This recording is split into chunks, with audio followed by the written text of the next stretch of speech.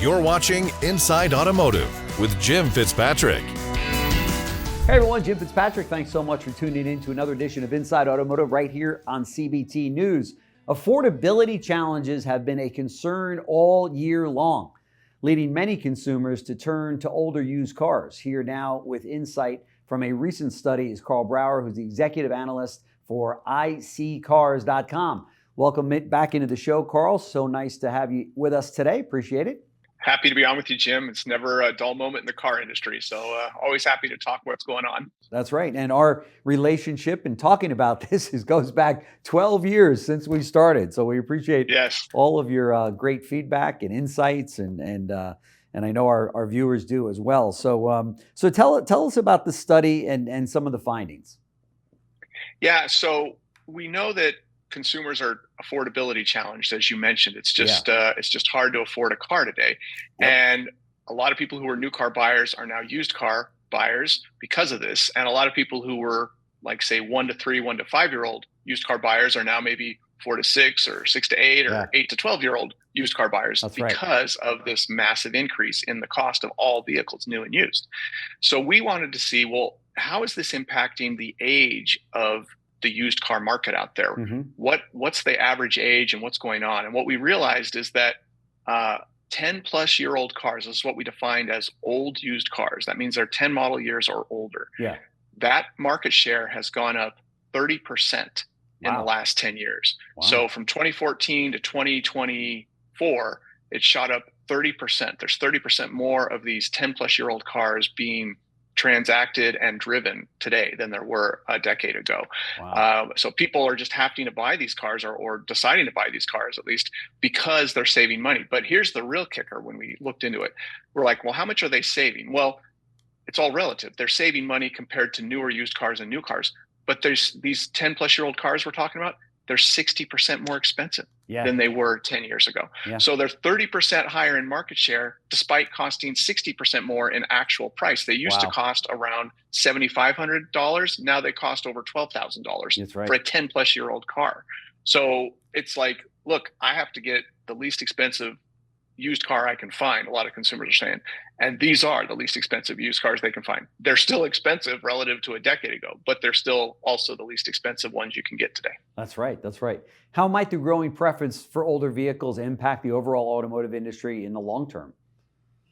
Well, I think you're going to see certainly higher mileage cars that are having to be maintained. Mm-hmm. And I think you're going to see, whether it's dealer service bays or independent shops, which is where we think we're seeing a lot of the benefit from this trend, they're just going to have more business because people are not going to write off these cars after 100, 150, even 200,000 miles. And interestingly, we also just did our longest lasting study. We just released that too. Okay. And we've already moved it from 200,000 to 250,000 is what you have to get to before we kind of assess these long-lasting cars, because so many of them were getting to 200,000. We had to make it more elite and move it up to 250,000. Wow. So I think you're well aware that cars with a lot of miles on them, well, what used to be considered a lot of miles and used to just kind of be disposed of one way or the other, are now being maintained. The dealers find them more appealing and the consumers find them more appealing because there's a market for them. That's right. And the cars are being built better. The technology is better. I mean, a 10-year-old car now has so much of the same technology that today's cars have, and just the quality overall. All OEMs over the last really 50 years have made such an effort to build a really great quality car. So the cars are just lasting longer. You're not really picking up anything, right? And I think there's so many other car buyers that feel that way. No, it's 100% true. And I mean, we've got a fleet here between myself and the rest of the family that's 6 cars. 2 of them are unnecessary toy cars, but the other 4 are functional cars. 3 of those 4 have over 100,000 miles on them. One of those 4 has over 200,000 miles on it. So these cars are, like you're saying, they're just, if they're showing not just signs of life, but really no major issues even, and they've still got a nice collection of luxury and even technology features by modern standards, even though they're 10 plus years old. Why would you not keep driving it? Or why would you avoid buying it? If your other option is to get a much newer or a new car that's substantially more expensive? Yeah. That's right. I was just talking to the president of Longo Toyota, Doug Ero, and he was mentioning to me that Toyota just came out with a program for older cars called the Silver Certified Program for vehicles that are high in mileage, and you can still get a certified vehicle now, certified used Toyota that's got 100,000 miles on it. They can still certify that car. And because of the affordability situation that we find ourselves in, those vehicles are, flying off of the lot because of that. Well, it makes total sense when you look at our longest lasting list that we just did. The top 5 or 6 cars are Toyotas, so Toyota specifically. If there's a brand that should be doing exactly that, certifying and continuing to serve their customers with 100,000+ mile vehicles, it's Toyota. So that's actually a brilliant move by them. That's right. That's right. Sedans, wagons, and hatchbacks dominate the list of vehicles with the biggest growth in market share. Why do you think these specific types are becoming more popular?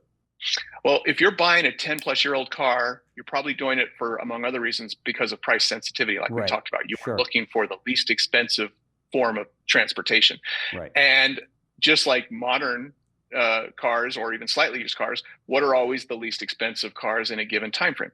The sedans and the hatchbacks. They certainly don't cost as much both to purchase and then to fuel and maintain as big trucks and SUVs. So it didn't surprise us that much, but when we looked at the older cars with the highest growth in market share, where the whole older car market share has grown like crazy, but within there, where did it see the most growth? Sedans, hatchbacks, even station wagons and all. These non-trucks and SUVs are going to be the least expensive 10-plus-year-old cars you can buy, and that's what people are wanting. Sure. What was there anything that did surprise you from the study? I think mostly what surprised me was the increase in cost. I figured that everything's more expensive now than it was 10 years ago, but just, a 60% increase in cost, not quite doubling, but from $7,500 to over $12,000, even when you're buying a 10-plus-year-old car. But I describe it, Jim, as like a tidal wave, right? That wave comes in and it hits the new cars and makes them more expensive because of, say, shutdowns of plants and COVID and that kind of thing. And then that higher price and that higher demand and that lack of supply washes to the slightly used cars, and they shoot up in price because people are like, well, I can't afford a new car, I'll just get a 1 or 2 or 3. And then the people who used to buy 1 or 2 or 3 are like, well, look what happened to the price, and it's just this ongoing wave, and it washes all the way back to the 10-plus-year-old cars. Clearly, that's right. There's no telling where this goes. What do these trends indicate about the broader economic landscape and consumers' financial priorities? I think they indicate that whether it's inflation or interest rates, people are feeling more cash strapped, and they're looking for ways to save costs and cut their monthly budget. And again, older used cars, both from an upfront purchase price, also registration we know is less expensive on older cars. Insurance is typically lower on older cars. So people are just realizing, look, as you noted, Jim, these cars are still running fine, but they're lower cost on almost every level, from purchase to maintenance. So maybe not maintenance, but insurance and registration at least.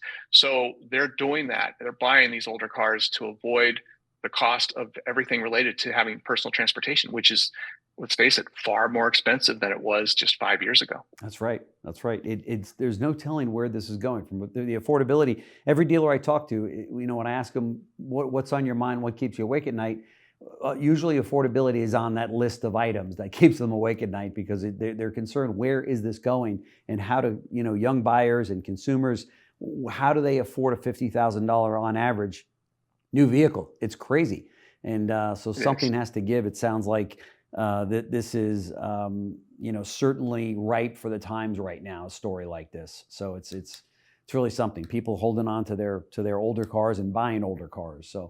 Karl Brauer, executive analyst for iccars.com. Check him out online. So thank you so much, Karl. Really appreciate it.